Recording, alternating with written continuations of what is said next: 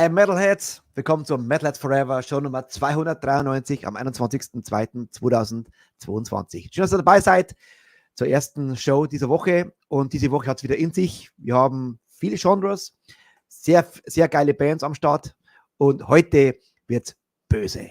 Ich kann es euch gleich sagen, aber ich kann euch gleich sagen, so hart und wild wie sie im Video sind, sind sie in Wirklichkeit nicht. Die sind total sympathisch. Ich habe zwei heute da, der Gitarrist und Bassist und der Founder natürlich hier. Eine geile Band, sehr, sehr sympathisch, und ihr könnt euch freuen. In Englisch wird es heute wieder, für alle, die nicht gut Englisch können. Ja, wenn ihr irgendwelche Fragen habt, ich werde vielleicht ein bisschen was übersetzen, aber wenn es fließend ist, ist es schwierig, damit der Flow weitergeht. Auf alle Fälle wird es heute mal richtig hart mit dem Anfang, dass ihr gleich wisst, wo es lang geht. Also für alle, die auf Black Metal, Death Metal stehen, ist heute euer Tag. Heute wird eure Show, und nach in der Aftershow kommen noch ein paar andere Songs. Also es wird für jeden was dabei sein heute. Aber ich würde sagen, let's get ready to rock, und zwar mit einer unglaublichen Band, die heißt Embryonic Autopsy. Schon mal von der Band gehört? Ja, Wahnsinn.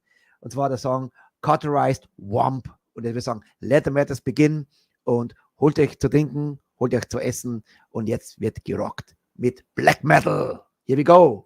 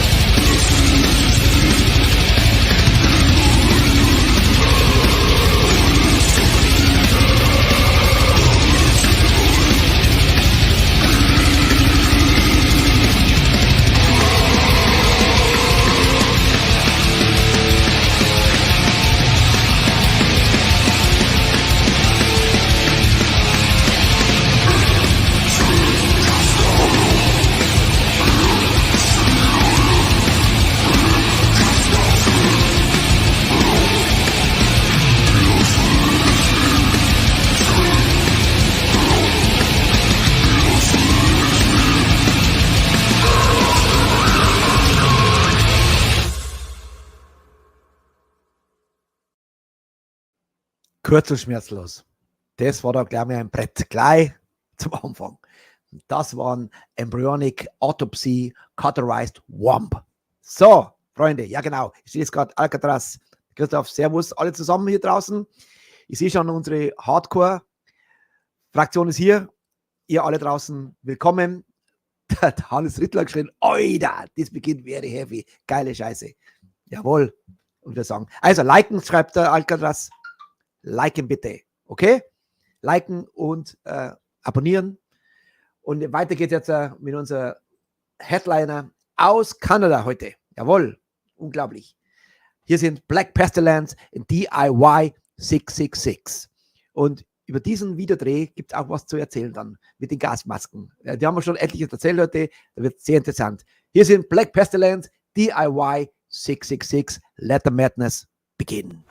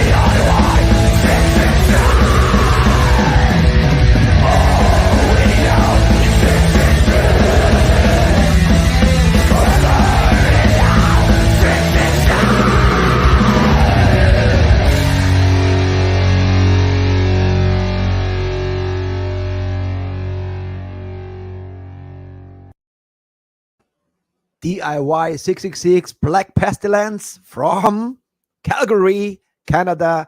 Welcome to the show, Daniel and Felix. How we doing? What's happening? Hey, rockers. How you doing? You look so different now. What's happened? Ah, the masks. That's it. A little different, yeah. That's right. Daniel, Felix, thank you so much joining the show, and thank you for the 45 minutes great talk with you guys. So I know a lot more about you guys. And yeah, before we go to your history, you mentioned, Daniel, this was your entrance. Actually, this was the first video you shot. And tell us a little bit about the mask. What happened to you? This was pretty much like my introduction to the band in general. I showed up to the video shoot and Chris was like, here's this mask, you're in the band. I was like, okay, I get, all right then. And I put that mask on, and that was inside a power plant for a portion of the university. It was exceedingly hot in there. That was the one and only time that video that I wore a gas mask. Never doing that again. That was not fun. That was not easy to do. So the kind of the backstory on that was The director who filmed that video, he's a good friend of mine, and I really wanted to work with him. And he was in town that day, and I just finished recording Urban Hell Rhythmics, which had DIY 666 on the album. And at that point, the previous members of the band had left Black Pestilence, and I met up with Daniel and Davey, and I said, "Hey, do you want to join Black Pestilence?" And they said, "Sure." And the first order of business was, "Well, I need you to come be in this music video." And well, what happened was, obviously, I only had my own masks for me, and I had one extra one to give to Davey on drums, and then I had an extra gas mask, and I gave it to Daniel, and that's why he's wearing a gas mask in that video, because I ran out of masks. Yeah, I showed up 10 minutes too late and got stuck with the gas mask. Yeah. Never again. So Alex, how many time you hear this now with the pandemic bullshit, with all the mask mayhem? If you ever experience like this, that people say, "Hey, do you know something about this before? Why is the mask now? It's so hype around the globe." Well, isn't it obvious? I called the band Black Pestilence, and wearing the mask, I mean, I knew this was going to happen right from day one. No, I'm joking. Reality is, I thought it was a cool thing, and I just wanted something quick to put on to go on stage, and it looks cool, and that was really it. But now with this whole pandemic, I'm going to run with, I knew the whole time. So let's stick with that. Yeah, I told you so. This could be exactly maybe a shirt, like the new Pestilence shirt. Hey, yeah, told you so.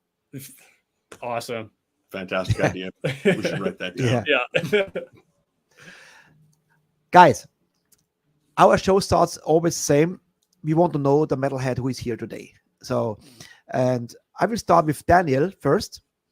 Sure. What are your roots? Where you come from music-wise? You mentioned before you like very much like Steve Vai, Steve Vai. No, Vai it's a Yeah. But end up in the black metal band. So what are your roots? I mean, I started listening to metal, I guess, my introduction would have been around the age of 10. It was kind of an abrasive introduction.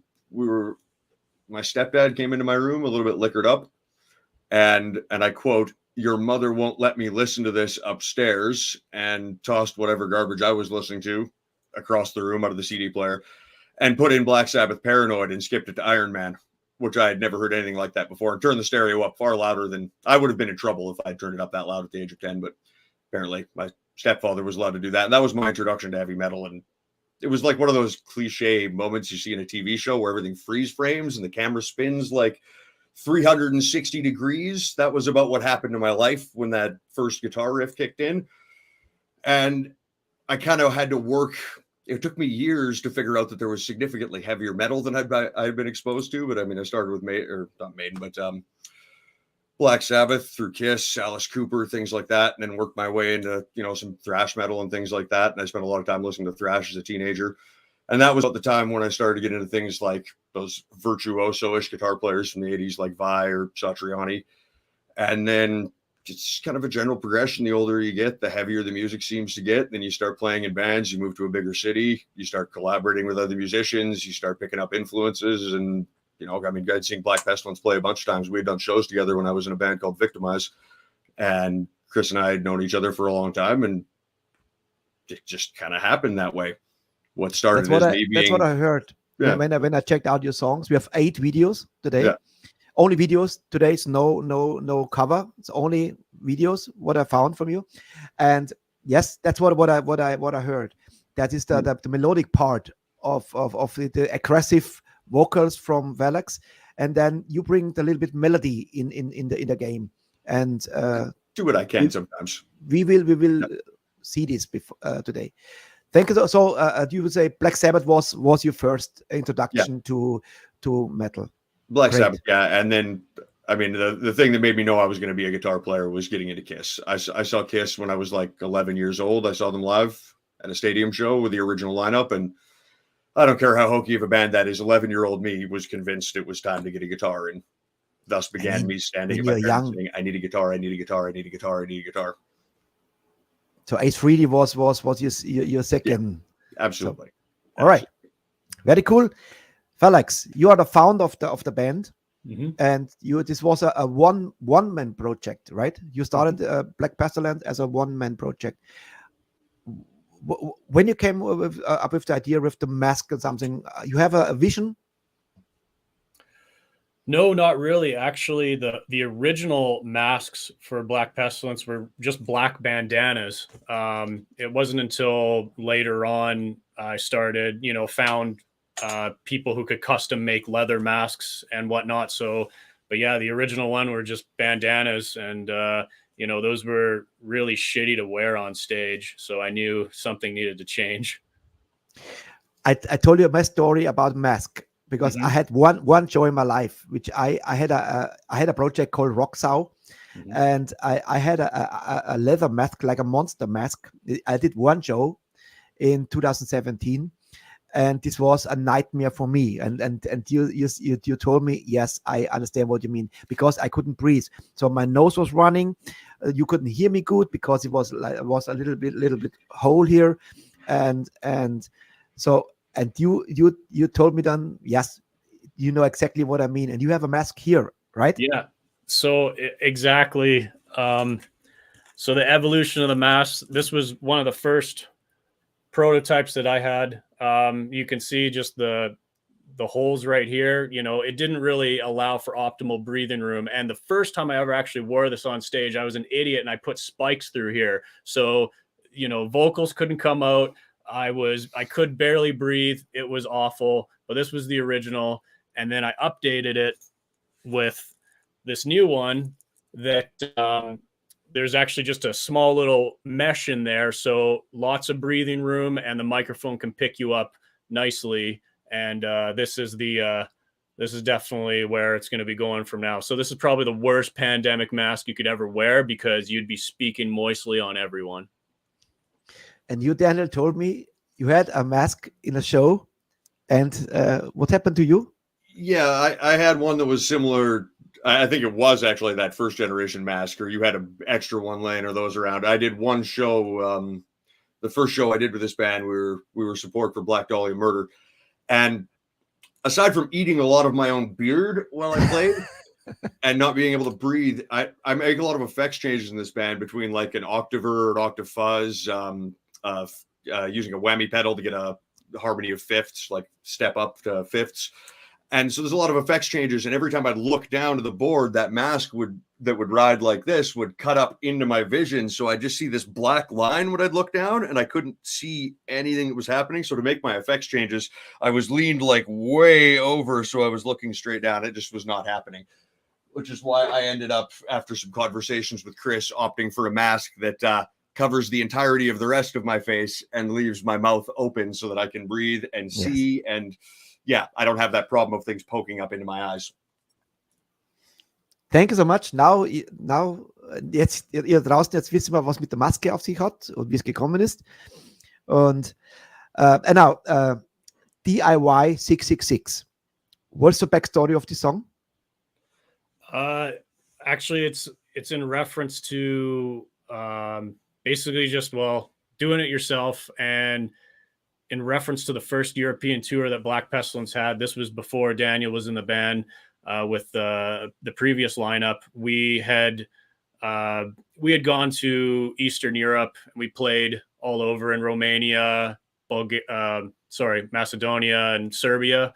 And there were parts where, like one night I was an idiot. I left my gear in the tour vehicle while I went into a pub to go get a drink right after a show. And apparently this was like the worst area in town. And, all my shit got stolen. Thankfully we didn't have a show the following day. So we were able to find people and borrow a bass for the rest of the tour. So I was still able to be okay with that. And then also just like some other shit, like when we're trying to get into Croatia, they were not too friendly with us, and we couldn't bring amps in there because they thought we were going to sell them. So we had to drive back to the Serbian border, bribe the guards there to keep our amps there. And then we drove back, got in Croatia, played the show, came right back to Serbia, and made sure that they didn't sell our amps. They didn't. And then we headed back to Macedonia. So it was just that song kind of makes references to, the unfortunate misadventures that happened. Looks like your Canadians have some history with touring Anvil. Yeah. some similar stuff, actually the guys from Anvil, Lips and Rob. Met them, don't know them, met them, but I mean, lots of people have met them that wouldn't, if I ran into them, they wouldn't remember me. Yeah, with the mask. yeah, with the mask, that would never, I mean, most people wouldn't know me with the mask on, but. Yeah. All right. Thanks. Let's go ahead. Cyber Disarray. I would say play the song first, and then. But before we continue, we have to say hello to Stormy. Stormy is the guy who brought you in the show, our booker. So Stormy, danke dir. So, okay, buddy. Thank you. He loves you guys. I tell you. Excellent. So here is Cyber Disarray, Black Pestilence.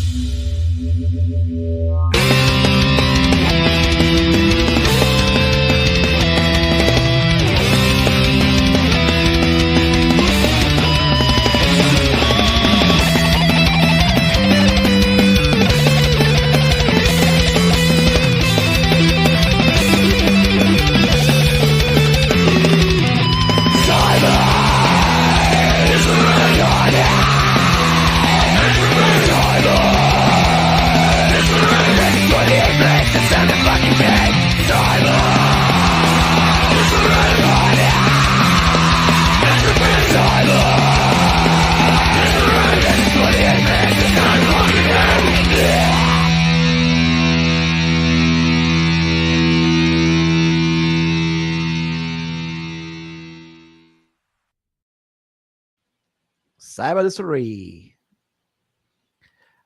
Is the link. So everything is available via Bandcamp. Question: was this you playing the guitar, Felix? No, that was Victor. I believe this was the first song that he recorded with Black Pestilence. Yeah. All right. Because I realized there's no tattoos on Daniel's arms. So no. At that time I didn't have my sleeve here, so yeah, maybe that's the confusion. Yes. Yeah, Cyber Disarray. What is the backstory from this song? That had to do kind of with a shady promoter in our city here who fucked around a lot of bands. And that story is just about how one night, we kind of, not get into too many details, how we got back at him in a indirect way. And he never put on a show here again after that. You're talking about who I assume you're talking about, right? Yeah. Yeah, fuck him. Fuck him entirely. Yeah, just shady people in the scene, They are around the world, my friend. I can tell you. Absolutely. Yeah. Did you ever performed in Germany, for example? No. Oh. Not with Black Pestilence. I've done shows in Germany with a different band, but... Which band? It was a rock band I was in for a while called the Electric Revival. I think we did a show in Munich and a show in Passau. When Chris was booking his first tour, when you were booking the first Black Pestilence tour, I was on tour because I remember you messaging me about it. You had questions, and I don't think I was much help answering them at all. If you still had problems at the border, I couldn't have been any help answering them. But yeah, right. So I think it's time with Black Pestilence. You kick some ass in Germany, Austria, Switzerland. We have now can you see the chat?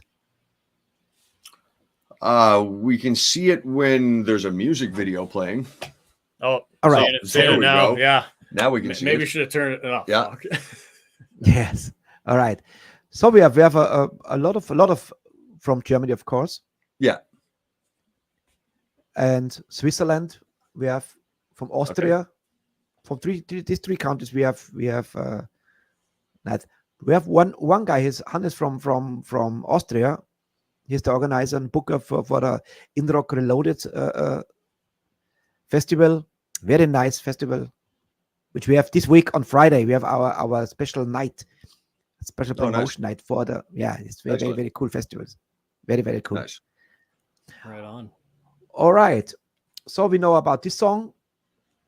That one of my favorite, but I have some favorite, of course. But this is one of I like. Carry On, the Black Flame. Cool. What is Hannes is just right. Yeah. So He looks like you, Daniel. That's his Hannes. Cool that's dude. nice. Yeah, that's Hannes. Hannes, greetings, my friend. So, Carry On, the Black Flame. You want to tell us a little bit, or we watch the movie first, or the video first, and then we talk? What do you like? Sure. Take your pick. I think let's play it. Sure.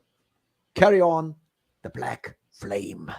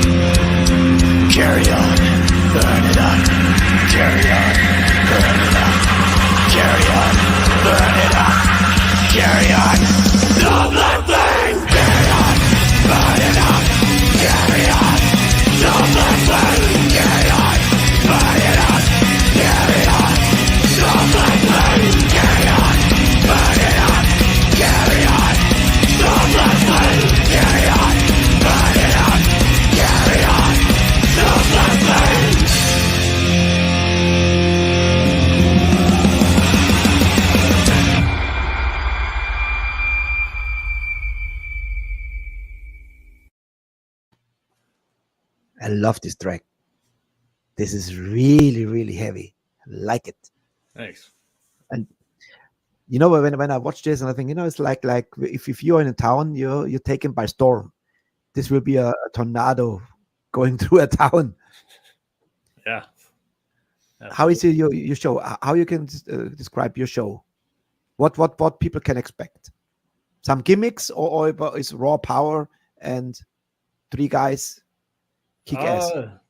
I'd say it'd be a combination of both. Now, I like the term gimmick. I know that, people give it kind of a negative connotation, but I mean, gimmick to me is just something extra, So I'd say it has a visual appeal, lots of samples going in between the songs, so it's a full presentation. But yeah, it's about as fast and heavy as the music videos suggest as well. Yeah, we're trying to give people something to see, right? If people didn't want to see a show, they'd stay at home and listen to the record. Mm-hmm. People come out, they want to see a band. They want, just you get what you see in the videos, right? You get us and all the gear and the masks, and you get all the samples happening and all the electronic music coming through, and you get, we do our best to be entertaining. We don't want to just stand there and be boring for you. Mm-hmm. It's not that genre of music where everybody gets high and stares at their shoes. Yeah, I can tell you in the DIY video, like the banging, Daniel, you're a good banger. So after a show, I think you have some neck problems. Oh yeah, no, I pay a lot of money to a chiropractor. Yeah, that's a regular thing. I have to go to the doctor frequently to get my spine adjusted. Yeah, I tell you. Felix, when I watch the videos, and because I have a daughter in Thailand, so mm-hmm. I know the eyes. Mm-hmm. Definitely there is Asian roots there, and I was right. So tell me a little bit. Yeah, so although yes, I am born and raised here in Calgary, Canada, but my mother is from China, so that's where the Asian roots come from. And so yeah, there you go, Richie, you called it. That's how I because there's not much left from the mask, the eyes. That's right. And I'm sure, definitely, because I see the eyes of my daughters. They are not really Thai and they're not really German. They are so between. And this was exactly what I guessed, and I was right. Yeah, so, you were. Carry on the Black Flame. What is the backstory? Backstory is pretty much just about, at that time, I wasn't sure how much longer I'd be able to continue to keep doing this kind of music, just because I thought at that point I was, Black Pestilence kind of run its course, and it was just kind of like, well, I'm going to keep carrying on the Black Flame. I'm just going to do it.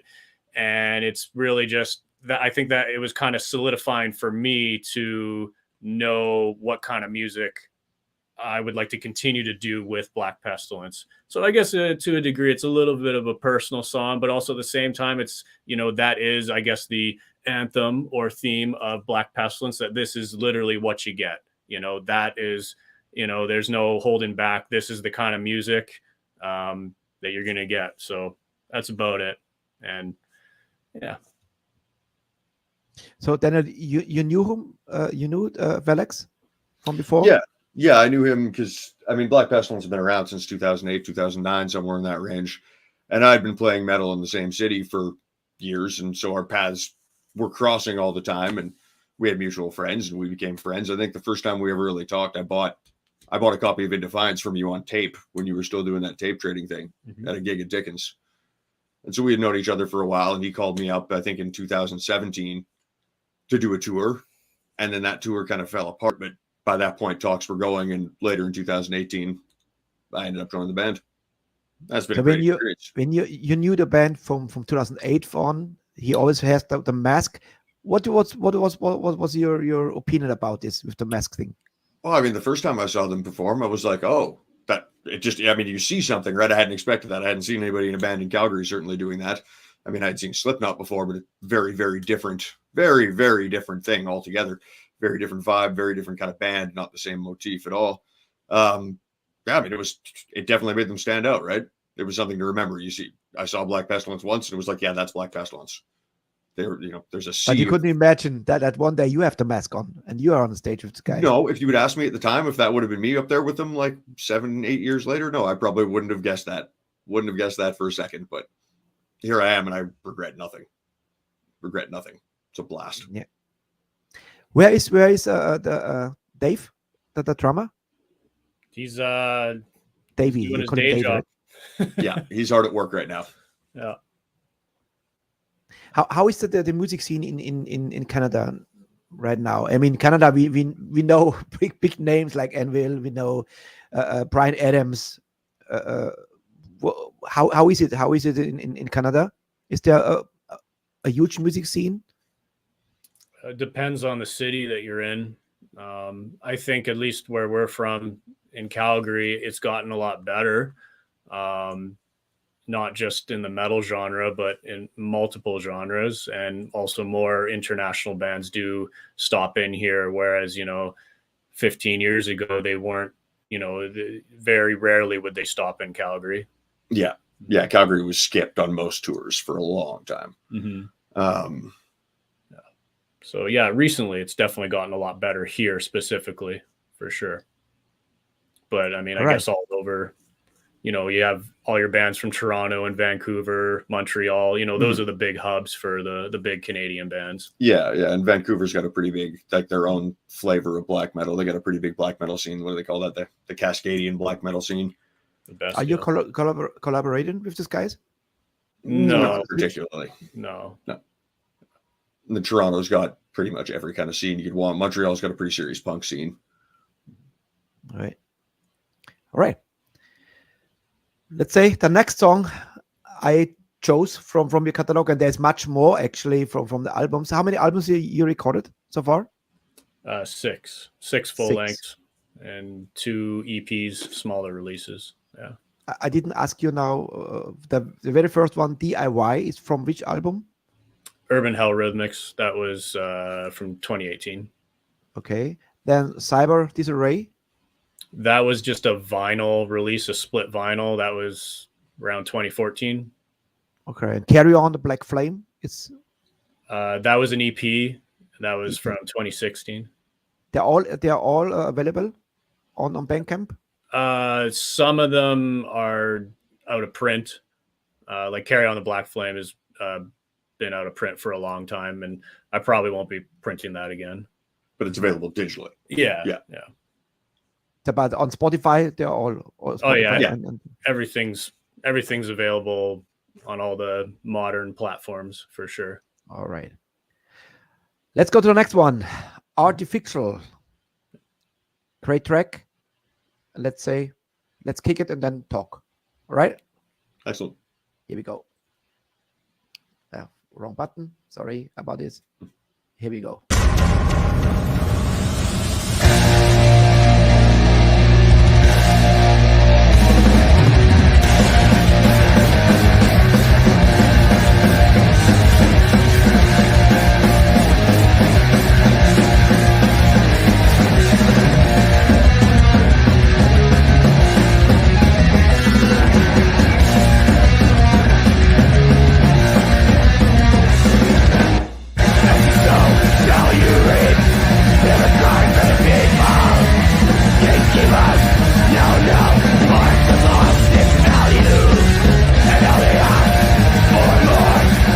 Let's do it!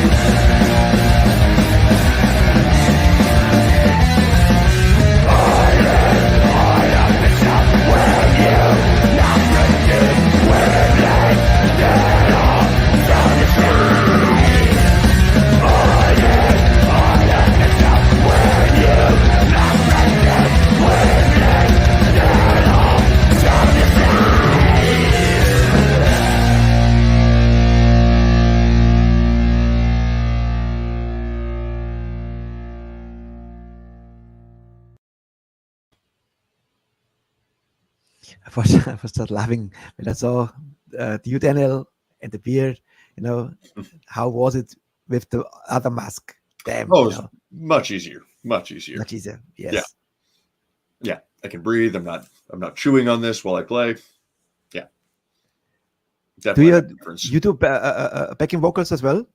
Yeah. I do backing vocals when we're doing the shows live, and I think I did a couple of them on the last record. Yeah. That's when Vela says, "Hey, you mumble. Fuck, I have my beard in my mouth. Damn it." Yeah, I think the one show we did where I was wearing a mask that covered my mouth, I wasn't doing any backup vocals there. I had a little bit of ring rust at that first gig. It had been a while since I played guitar live. So after the show, you says, "Damn, we have to do something else. This doesn't work for me." I think it was me. It was me coming to Valix and saying, "Hey, we got to do something about this situation over the face here.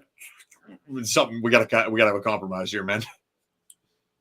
So instead, we just covered the entirety of the rest of my face, which is all right.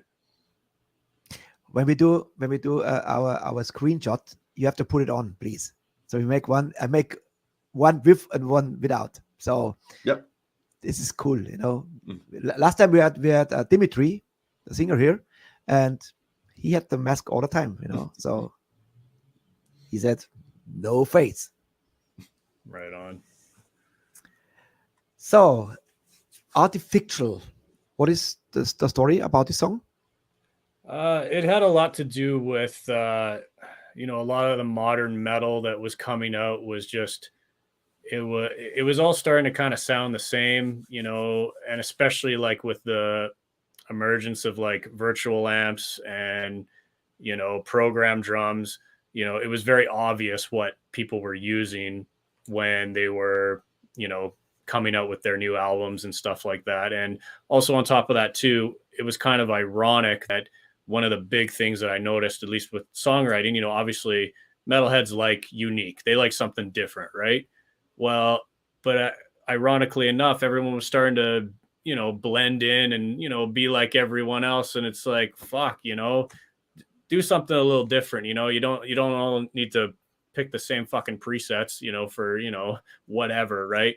I know that's getting a little gear talk and bullshit like that, but I mean, anything from songwriting to image. I mean, how many fucking metal bands are out there that, you know, look like they're waiting for a bus all standing like this, you know, and like, holy fuck, you know? I think if you play in a metal band, there's got to be like a stack of photos of you like that. That's pretty much just a rite of passage for being in a metal band at this point. Look like you're mad and waiting for a bus. Yeah, but they don't. Yeah. They're all wearing band T-shirts. Exactly. I know it's like the cliche thing. It'd basically be like if we put a bus stop behind us or a brick wall right now and took a photo. There's every band photo ever. True. Yeah. But were they wearing masks? No, they weren't. And were they wearing masks before the pandemic? They definitely were not. That's a statement. Yeah. That's why I brought it up, you know. It's you true to your roots and from beginning to the end. And that's what I like. It's not like you changed the mask, of course, but you stood, and this I like continuity. Somebody has a vision and follow the vision. Because if you suddenly wear no mask, maybe people say, hey, you know, why you change it, you know? Mm-hmm. So you have diehard metal fans from Black Pestilence. They are also wearing masks. Do you see some in the audience wearing masks? Well, I guess now, because you got to wear a mask in the audience now. Yeah, we can call them our fans, right? Yeah. Oh, yeah. There's lots of them now. This would be now, you know, from each member, the mask you produce, but the real deal mask, but printed, you know. This would be cool. Absolutely. Be Daniel, be Felix, be Black Pestilence. It would be weird, huh? If you rock and you see yourself 500 times, you know. Mm-hmm. Absolutely. All right. The next one is Unseen Force. As a cool track. And let's once again, play it first, talk later. Okay. Perfect. Are you cool so far? Everything good? Oh yeah. Yep. Oh yeah. All right, here we go. Black Pestilence, Unseen Force. Wrong button again. Why I do always the same problem?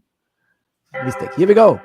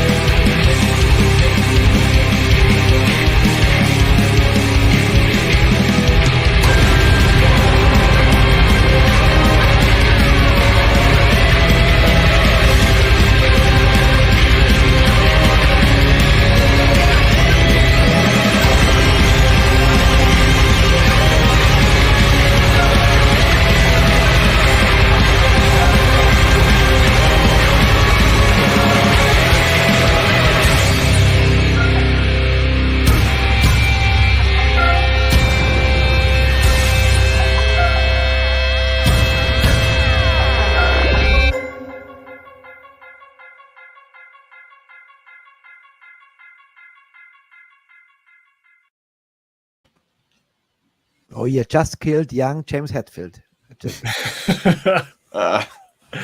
Pretty much. When was it when Metallica did when he had this short hair like this, and in the 90s, something like this, huh? Yeah, the 90s. Is Metallica somehow influence for you, music wise? The early ones. for example? For me as a guitar player, yeah, the early Metallica was an influence on me when I was a teenager. Definitely.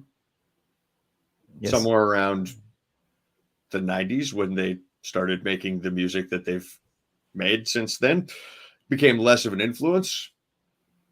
It's not that I don't like Metallica. It's just, it'll never be what it was for me when I was like 15. And first time I heard it, before I found something heavier than that, it was like, oh my God. Then, especially as a guitarist, it's very easy to learn how to play on that stuff.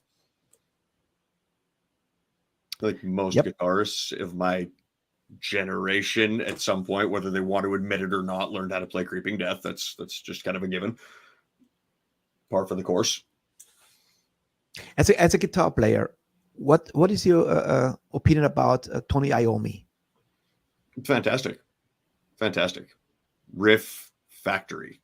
I mean, the guy just like even if it's a Sabbath song that I don't like, his guitar playing, his riffs are just spectacular. He's not the most technically proficient guitar player in the world, but he's just, I mean, nobody to this day just pounds out riff after riff like that. Just every riff is great. Even if the rest of the song sucks, the riff is still fantastic. Mm-hmm. And when they put out that final Sabbath record X many years ago there with Ozzy that they toured, I mean, even though the whole record was 13 called, right? Yeah. And the whole record was exceedingly cliche and had this sound kind of like they were trying to redo Master of Reality, but still the riffs were spectacular. Like start to any one of those riffs, if I had written that, I would have ridden that riff straight to the bank. It was produced by Rick Rubin, right? I think it was, yeah. I think it was. Of course, he wanted the last album of Black Sabbath. Mm-hmm. They don't want to invent something new. They are new. What the people expect. They have Ozzy. Mm-hmm. They have Geezer. Yeah. And yeah. I thought so. When I listen to you guys, there is something in there. It's Unseen Force. This is a disturbing video for not for everybody. I think this is your most brutal video. Mm-hmm. Who has this vision for this video? Who produced a video like this? You have a director who is. I saw a lot of time the name Buffalo. Yeah, so he did the first two videos. He did In Defiance and Unseen Force, and that was the last video that I worked with him. Yeah, it was kind of a collaboration. We had an idea, like the song is kind of like a revenge song, and so I wanted to have the visual storytelling of someone who does wrong to someone and then another person getting their revenge on them, right? Just a typical story like that.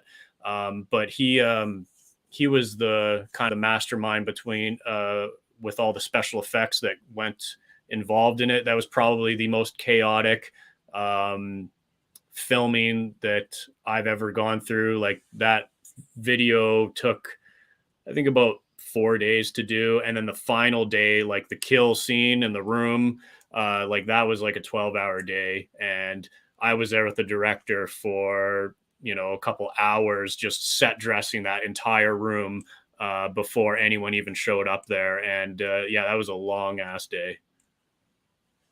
And the actors he brought in, that's a professional actors or no, actually, nobody in there is a professional actor. I found all the actors. Some of them, the director found, so it was a combination of both him and I. But no, nobody there was nobody does that full time. Very realistic, I must say. The female, the domina, or the revenge girl, like you call it. Very realistic. Also the scene where the bad guy stepped the black guy. But this is reality. Nowadays, this is reality. Mm-hmm. Now, especially I don't know how it's in Canada, but in States, I have some friends in the States and tell me it's sometimes you can't go out anymore. You cannot from 8 p.m. you cannot go on the streets. They're killing you there. They're crazy. Mm-hmm.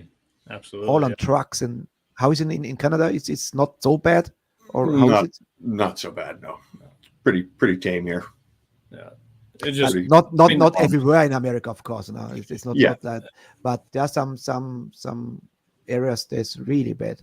Mhm.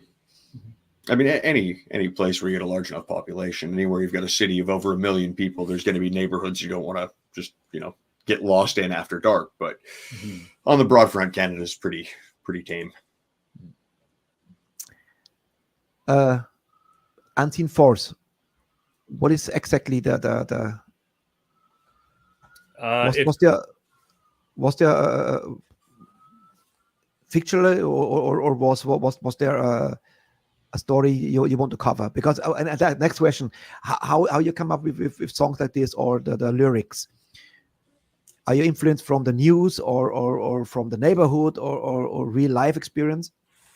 I'd say it's a combination of everything. It could be from personal life, personal experience. It could also be from current events, and then just things that I read and whatnot. But for the most part, I'd say it'd be personal experience. At least specifically, it just happens to be these songs are from personal experience. And Unseen Force is kind of let's say a sequel, if you will, to the topic in Cyber Disarray. It specifically had to do with shady promoters and shit like that, and just people they get what they need coming to them, right? So when you shoot, is that director, step in more, motherfucker. Yeah. No. That was a real knife, by the way. Yeah. Real. Yeah. Oh yeah. But camera angles, camera tricks. So these guys are real professional. So yeah, what calls Buffalo? I forgot exactly the full name. Tank the Standing director? Buffalo. Yeah. All right. Well done. Great video. Thanks. Very impressive video. This is one of the most brutal videos I ever played, actually. And yeah. Thanks. So now we the next video is also a cool one. In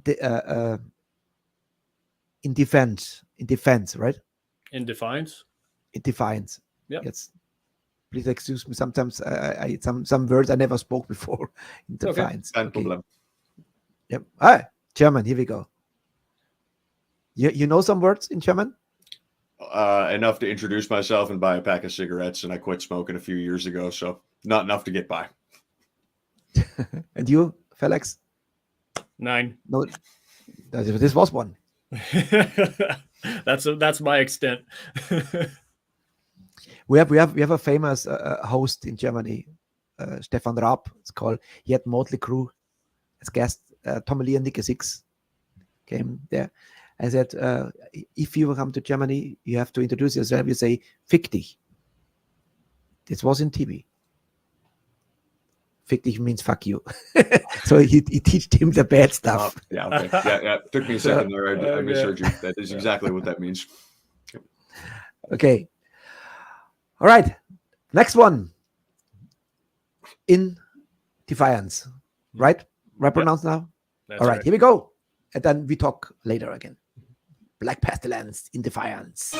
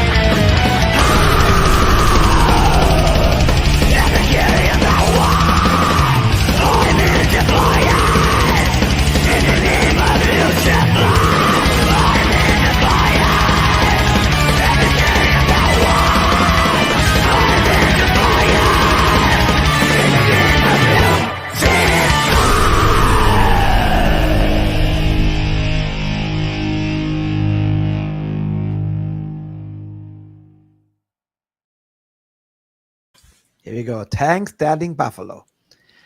I like his work. It stands out. This is something, special. Yeah. A little bit inspired by Mad Max somehow. So not the first one, the second or the third one. The third one. Yeah.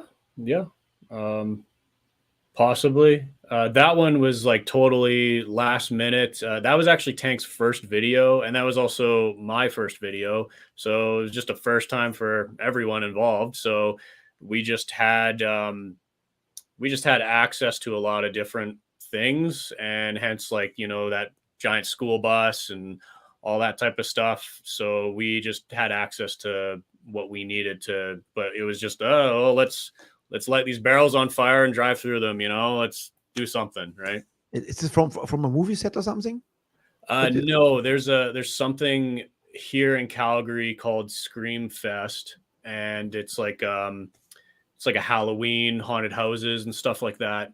And it's a big event, and it just happened to be when we were filming this was during Halloween time or in October, and he worked as one of the directors for the haunted houses on set there. So that's why we had access to all of these props and whatnot in the venue.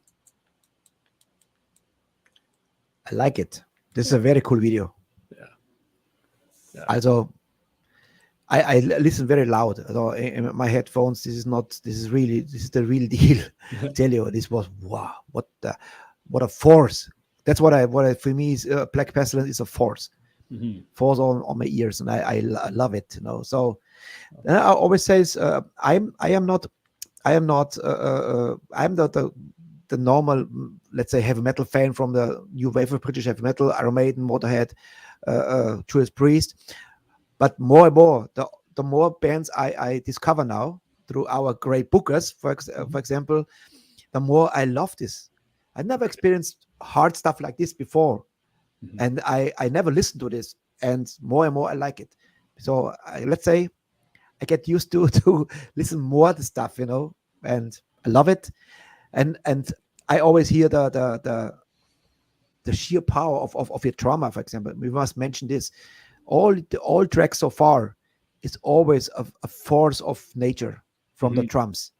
Yeah. So from the first song to now, there's always a lot of great double bass work.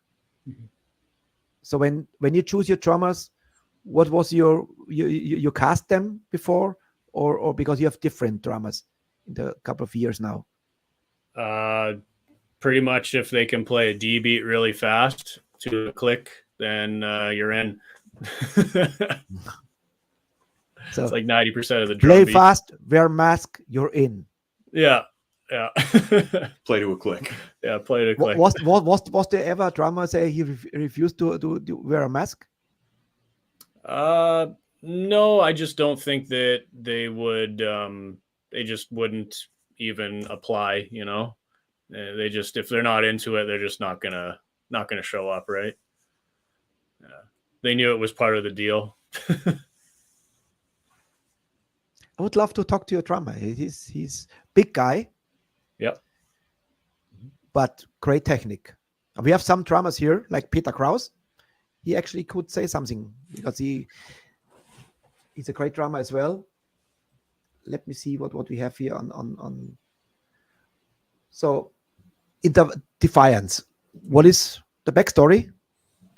That one's just kind of a generic, without sounding too cliche about it. It's just a generic glorification of the Levian satanic lifestyle, whatever that means. Just the life of the Epicurean. I know that's very.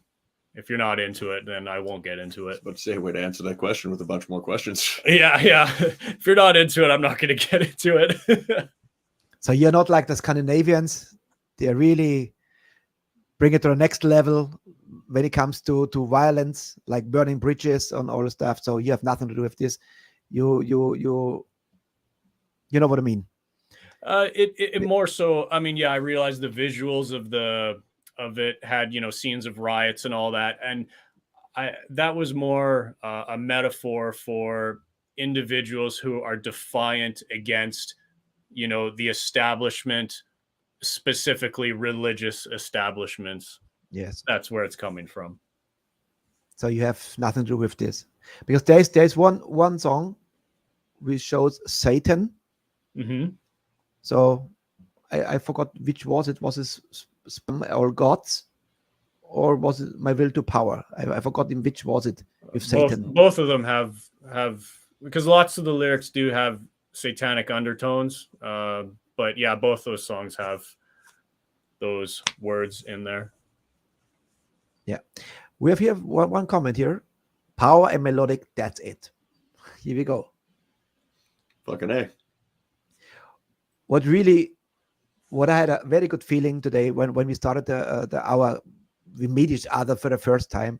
It was immediately a chemistry here for me. I don't know how it's for you, but for me, I felt immediately that will be a good show. This is always so important. It's the half hour before the show to see who is this guy. Is this an arrogant guy? Is it an open guy? Is open-minded guy? It's a funny guy. Are there some stories you can share with us, like Spinal Tap moments? Like I told you some stories. What's happened before? Are there some you remember? Say now you can say, oh my God, But it was now I can laugh. But when it's happening, is there some history in you? I guess Alex more than Daniel. Oh, one comes to mind. If you're okay with sharing it. Yeah, I'll agree to that. So, when we did the tour in 2018 through Romania and Bulgaria, Croatia, I think the last stop was in Vienna. Somewhere along the way, I think it was my breakfast in Sofia, Bulgaria, I developed a pretty mean case of food poisoning. Pretty rough. Was not in good shape. Lots of terrible, unpleasant colors were coming out of me.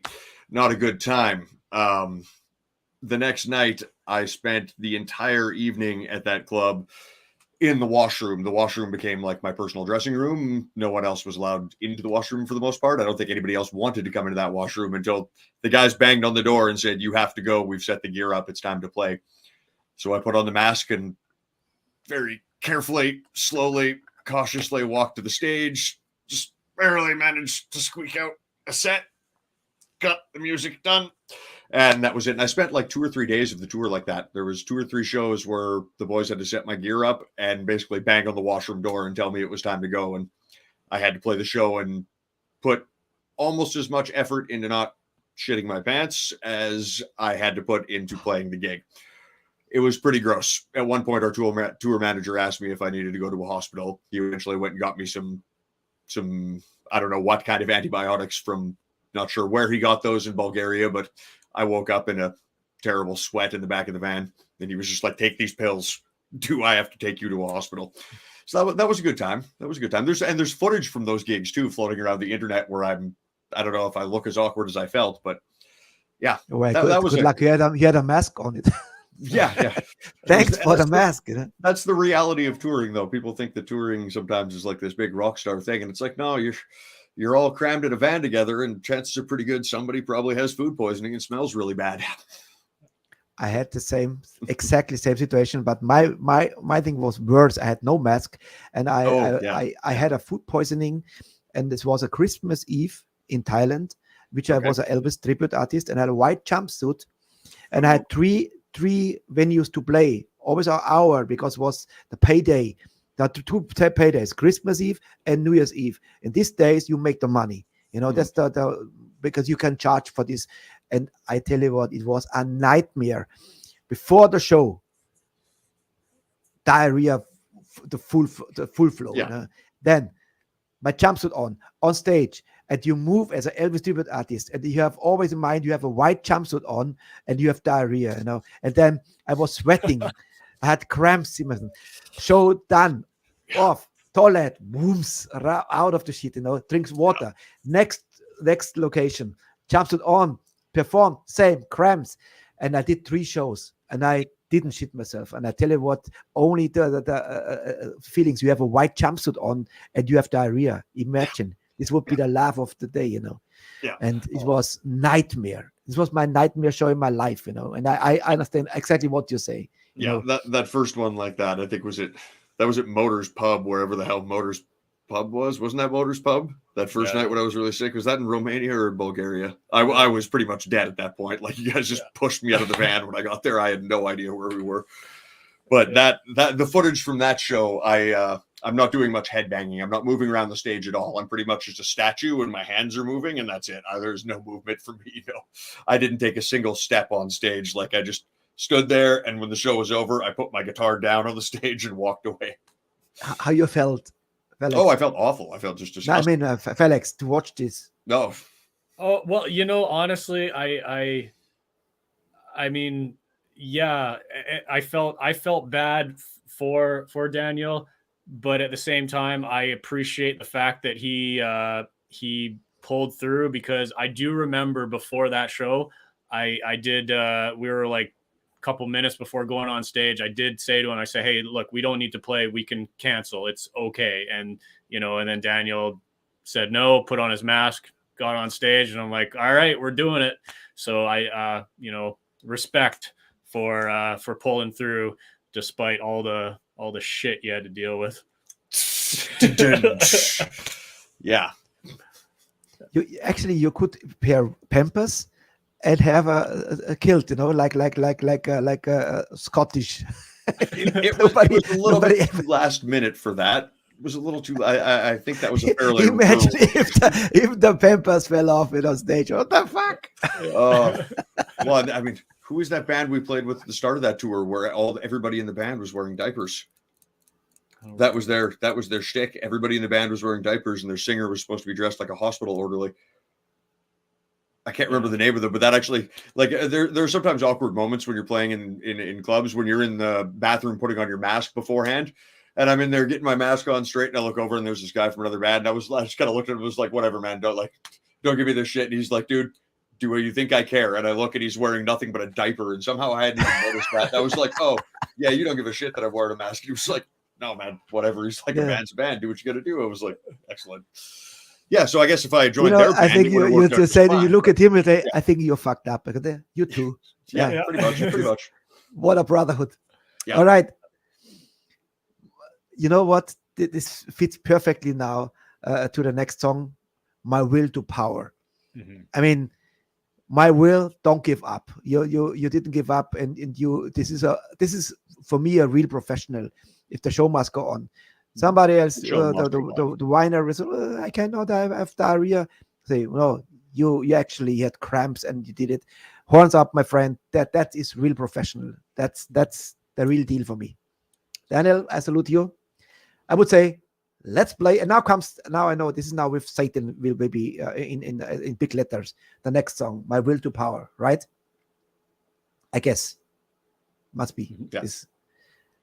Here we go. My Will to Power. Here's the second last song.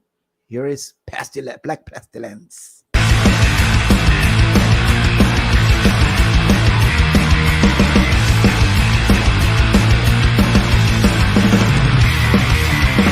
Underneath the flesh there is a driving force unique to his undeniable ability.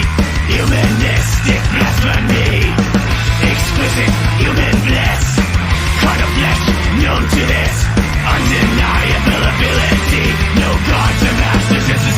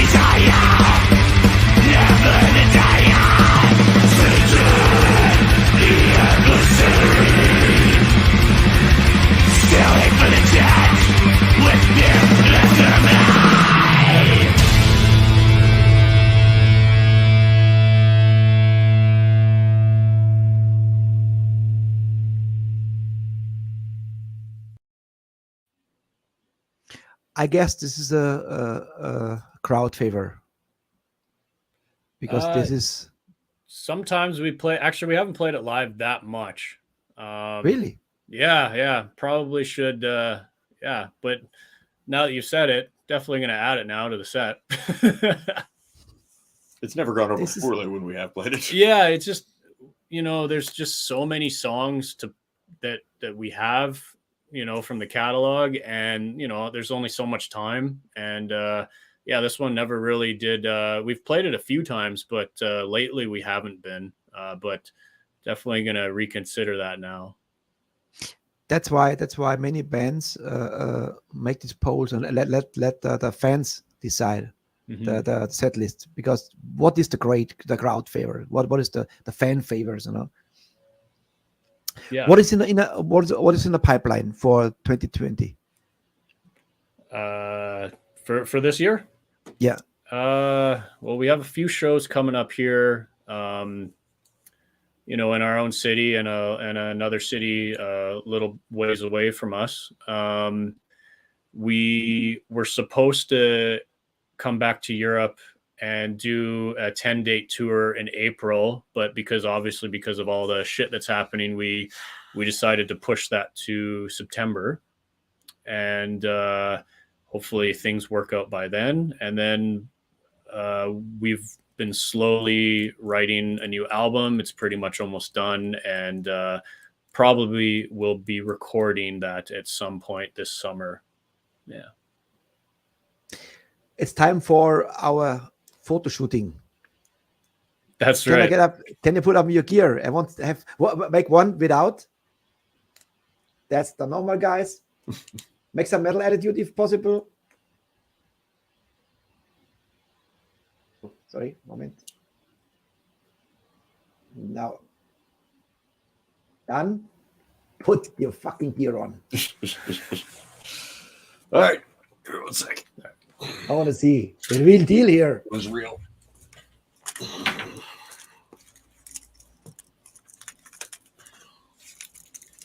Blood Pampers.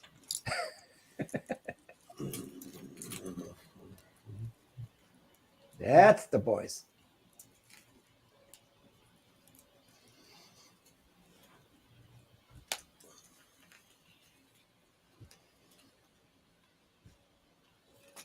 Yeah.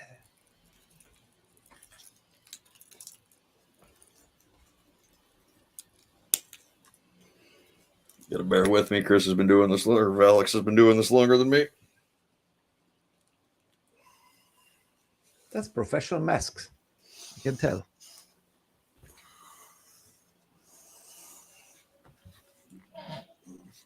We should start the show with masks and then put the masks down. It would be much more interesting.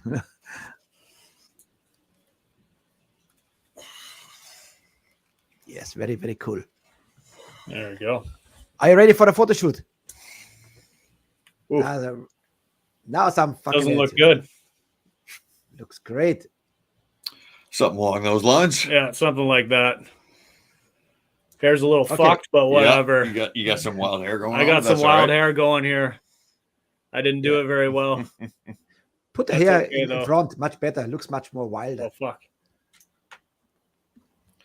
Right. Headphones. Can't hear what's being said. So of course. I just said you looked fucked up, but no. I would say put your hair in front is better. It looks much more wilder. Relax. Make some attitude. Yeah. Okay. No. I think now you look like like a horse. No. Yes, like this. Okay. There you go. Let's do a photo shoot now. Attitude, guys. Make some noise. Yes. All right, cool. All right, I don't wear it all the time now because we have one more song. Spurn All Gods is our. Yeah, I did an awful job with putting that on there for the camera. I usually takes me a while to do that, but I thought, I just went to all the work of being dressed up, and now I can't go out. Okay. I was merciless. I had mercy with you, guys. I know, I'm joking. I joke. If I can get this off now. Felix, the last song, "Burn All Gods," is our kick-out song. So it's nearly time to say goodbye to you guys. What is this? The backstory to "Burn All Gods"? Probably same like "My Will to Power," like a sequence. A little bit. It had a lot to do with just kind of making fun of the theistic Satanists because they're just as ridiculous as the other side as well. Short and merciless. Yeah. Love it. Daniels, Felix, thank you so much. It was an honor. It was a pleasure for me. And absolutely. Thank you so much. Stay heavy. Come to Europe. And if you spot one of the guys with the Metalheads Forever shirt, greet them. Say, guys, I know you. I know you from the show. Fucking A. For sure, some of the fans, they will visit you when you're in Europe on tour. For sure. Oh, yeah. We'll be back. Just a matter of when. All the best. Stay heavy. Stay healthy. That's the most important. And looking forward to welcome you back. If you're willing to come back again, I will definitely invite you for a new album when it comes out next year, whatever. Come back again and let's kick some ass with black metal. Thank you so much, guys. Thank you. Fucking amen. Last song, Black Pestilence, "Burn All Gods." Guys, I salute you. Have a good night, everybody. Cheers.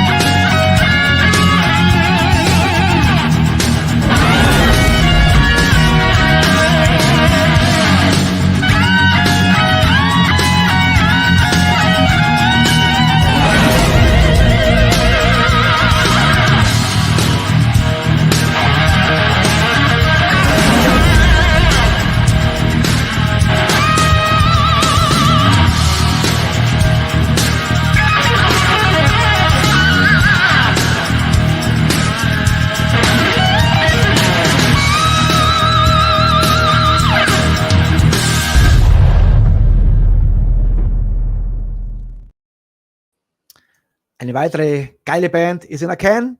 War eine tolle Show. Tolle Band und sympathisch. Und sorry, wenn ihr nicht so verstanden habt, aber ich glaube, ihr werdet im Laufe der nächsten 100, 200 Sendungen ein bisschen mehr Englisch lernen, glaube ich. Damit habt ihr die Chance, ein bisschen Englisch zu lernen. Also, war eine tolle Band und danke, Sturmi. Hast du wieder super eingefädelt und eingetütet. Passt. Super. Willkommen zur Aftershow-Party. Und es gibt noch ein paar Videos, gibt es heute noch. Und ich würde sagen, erstmal, jetzt kann ich mich mal erleichtern, weil die Songs sind also kurz gewesen. Ich habe mich gar nicht rausgetraut. Jetzt haben wir einen Song zum Aufwärmen nochmal.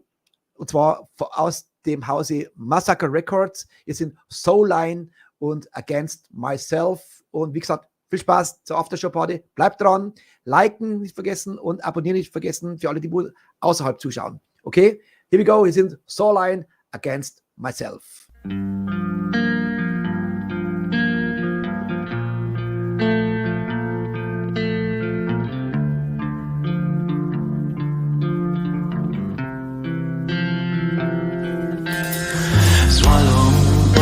Silence of the night, wait for the light of dawn. Will I find peace? I want to go away far from the judgment of others. But if you ever beast inside of you, there is no place to escape.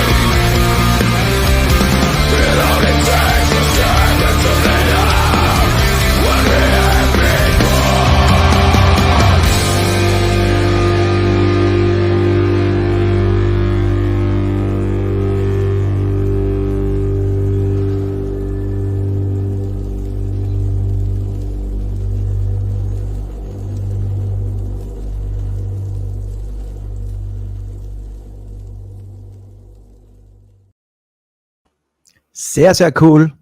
Herr Gindorf, bitte zur Kasse. Finde ich sehr, sehr, sehr gute Combination. Ja, liebe Stimmchen und Crawling, sehr, sehr cool.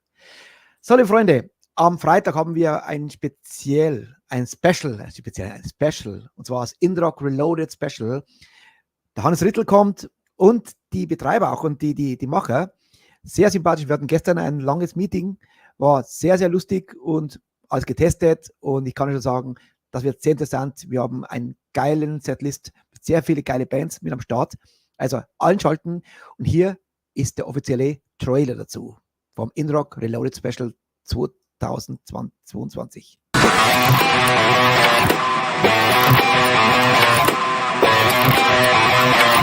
This is where I say.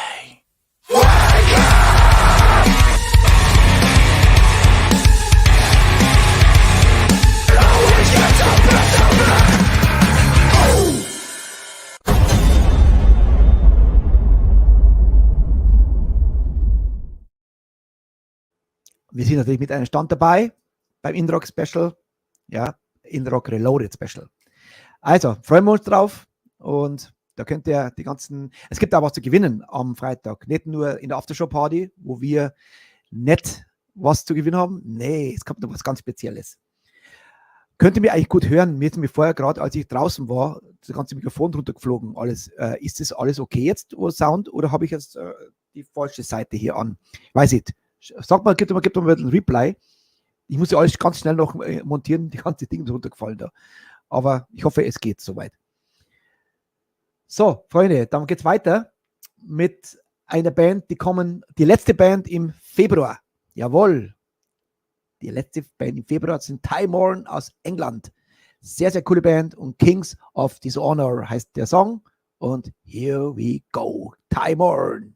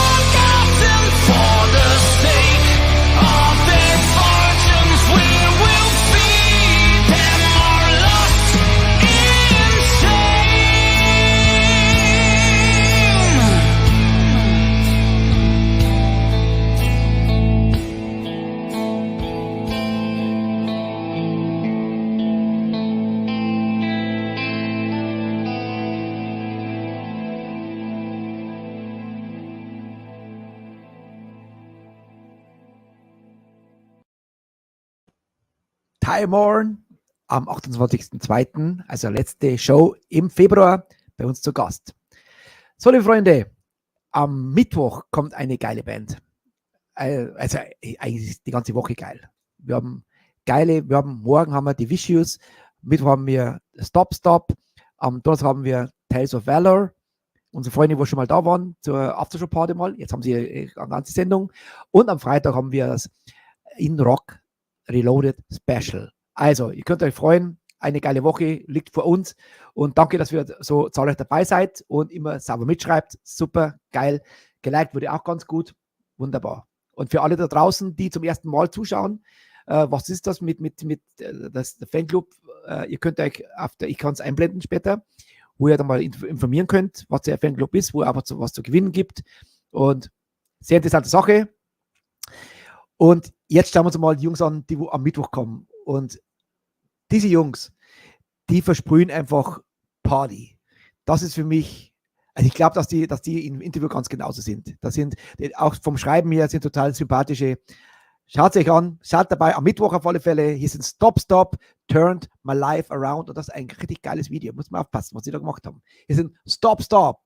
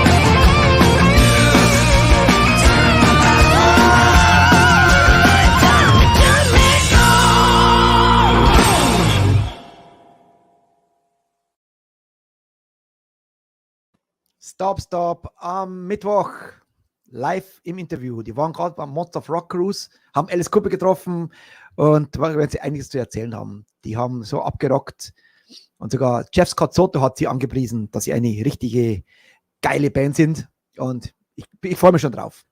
So Freunde, ich war fleißig gewesen am Wochenende und habe da ich vorgearbeitet, denn nächste Woche, nächsten Sonntag fliegen nach Manila, habe was Wichtiges zu erledigen und die ganze Show am Montag war eigentlich ein bisschen in der Schwebe gestanden, weil bin aus England und mein Tablett ist kaputt und jetzt konnte ich aber umbuchen und fliege schon am Montag wieder zurück. Also wird alles vorbereitet, darum habe ich jetzt am Samstag schon alles vorbereitet, dass ich nächste Woche euren Trailer fertig habe und den stelle ich heute zum ersten Mal vor. Jetzt gibt es den ersten Mal den Trailer für März. Und gerne könnt ihr mir da schreiben, was ihr davon haltet. Und viel Spaß. Hier ist der März-Trailer mit allen Bands, neuen Sound. Und here we go.